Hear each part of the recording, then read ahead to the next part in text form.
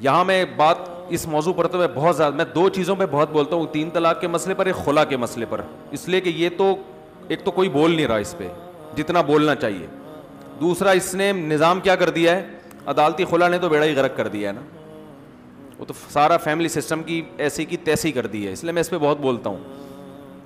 تو یہاں بھی میں بولوں گا 3 طلاقیں ہو گئی ہیں تو قرآن و سنت کیا کہہ رہا ہے، بیوی کیا ہو گئی، حرام. اب یہاں میں نے بعض مفتیوں کو دیکھا ہے کہ مرد کے آنسو یا عورت کے آنسو دیکھ کے پگھل جاتے ہیں کہ یار کچھ گنجائش. ایک مولانا بہت بڑے مولانا ہیں، اتنے بڑے مولانا کہ اگر آپ ان کی عظمت کو سر اٹھا کے دیکھیں تو ٹوپی گر جائے آپ کے پیچھے.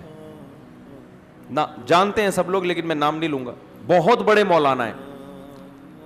مجھے ایک دن کہنے لگے کہ مولانا، میں تو چھوٹا سا مولانا ان کے سامنے، وہ احتراماً انہوں نے مجھے مولانا کہہ دیا،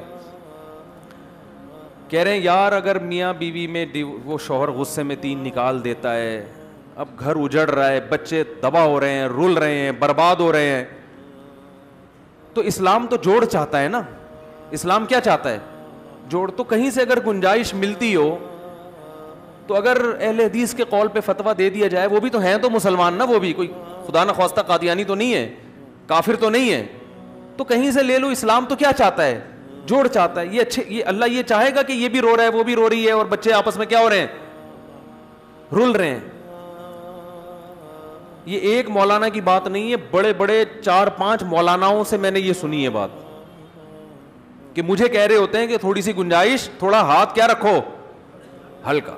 پنجابی میں کہتے ہیں نا رولا، کیا بولتے ہیں، ہولا، ہولا رکھو، تھوڑا ہولا یار، تھوڑا ہلکا ہے. ٹھیک ہے جمہور کا یہی مذہب ہے کہ 3 ہوتی ہیں، لیکن یار تھوڑا سا اگر وہ کہیں وہاں سے فتویٰ لیتا ہے تو اتنے ایکسائٹیڈ کیوں ہو جاتے ہیں آپ، کیا خیال ہے بھائی. میں نے ان سے کہا، میں نے کہا دیکھیں اگر کہیں گنجائش مل رہی ہو جوڑ کی تو مجھے کیا ضرورت ہے میں جذباتی ہو جاؤں. وہ رو رہے ہیں، وہ بچے رول رہے ہیں، وہ بگڑ گئے، وہ تباہ ہو گئے، برباد ہو گئے، تو مجھے کون سا خوشی ہو رہی ہے اس پہ. لیکن یہ جو آج کل کے فتوے ہیں نا، ان کا کوئی اعتبار نہیں ہے، ان کا کوئی اعتبار. قرآن و سنت سے دکھاؤ ہمیں، اور اگر تقلید کرتے ہو تو 4 اماموں سے دکھاؤ. نہ آپ کے پاس تحقیق ہے نہ تقلید ہے، 2 ہی چیزیں ہیں نا امت جس پہ چل رہی ہے. یا تو براہ راست قرآن و سنت سے نکالا جائے گا مسئلہ، یا مجتہدین کو فالو کیا جائے گا. تو مجتہدین میں بھی کسی کا قول نہیں ہے، اور قرآن و سنت میں تو ہے ہی نہیں ہے، کچھ ہے ہی نہیں، تو کہاں سے نکالو گے بھائی. تو کہنے لگے کیا اللہ یہ چاہتا ہے کہ یہ دونوں جدا ہوں؟ اللہ تو چاہتے ہیں میاں بیوی مل کے رہیں. میں نے کہا اللہ 3 طلاق سے پہلے چاہتے ہیں، 3 طلاق کے بعد نہیں چاہتے. صحیح ہے نا. اب آپ چاہ رہے ہیں، یہ دونوں بھی چاہ رہے ہیں، آپ بھی چاہ رہے ہیں، اور ہو سکتا ہے میں بھی چاہ رہا ہوں، لیکن اللہ نہیں چاہ رہے. یہ اسلام اللہ کا دین ہے، یہ میرا اور آپ کا نہیں ہے، یہ اللہ کا قانون ہے. یہود و نصارہ نے یہی تو کر آ کے گھما کے چیزوں کو کیا کر دیا.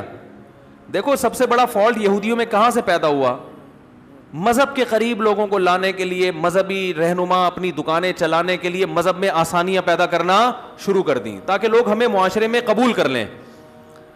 حضرت نوح علیہ السلام اپنے آپ کو معاشرے میں قبول کروانے کے لیے کتنے آپشن تھے ان کے پاس.